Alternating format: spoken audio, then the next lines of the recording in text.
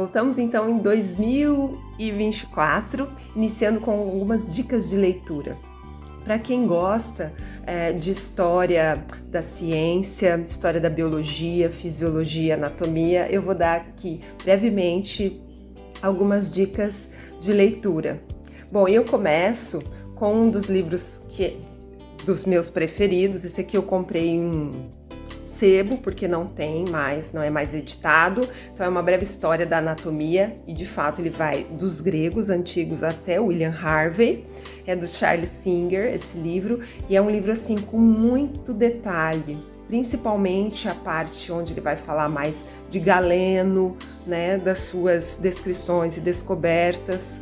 Então assim, é bem interessante esse livro, é dos meus preferidos, com certeza. Meu segundo preferido também, e se eu fosse para começar, se fosse para começar a ler sobre história da fisiologia, eu começaria com esse livro, com certeza. O segundo livro que eu leria, então, é esse aqui também fantástico, de um professor já falecido, né, da Federal do Rio Grande do Sul, não sei se vou pronunciar o nome dele correto, é Gottschall, mas ele escreveu O Sopro da Alma e A Bomba da Vida.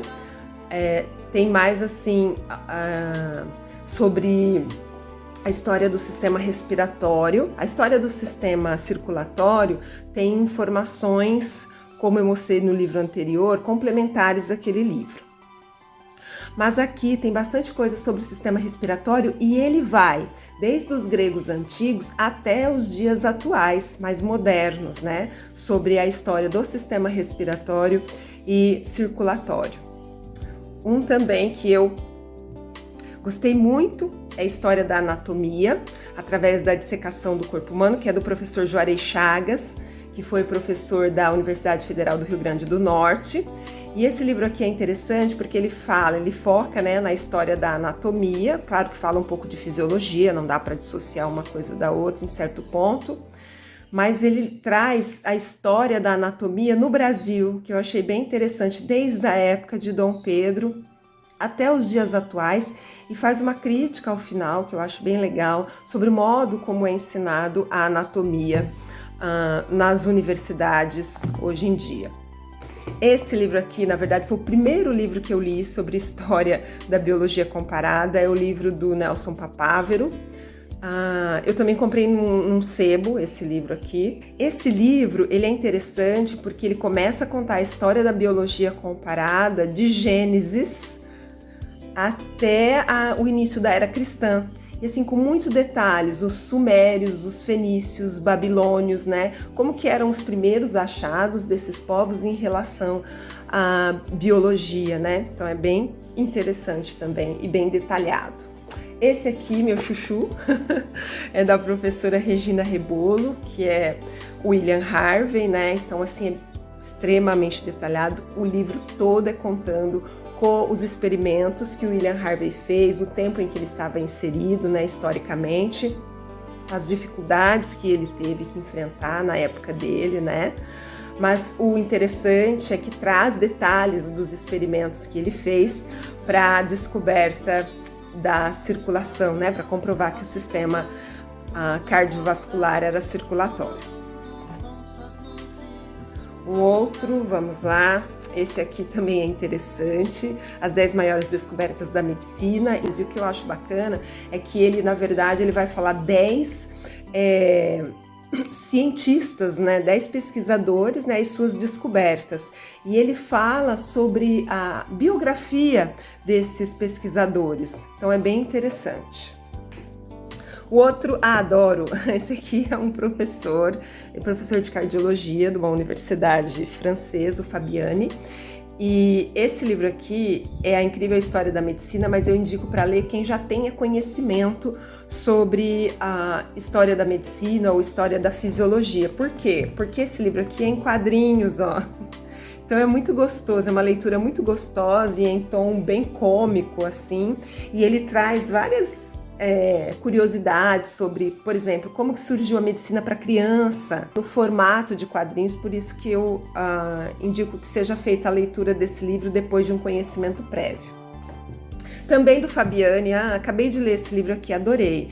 É A Fabulosa História do Hospital, o Surgimento dos Hospitais, mas ele dá um enfoque na história do hospital na França, mas não deixa de ser extremamente interessante esse livro aqui. Também outro do Fabiani.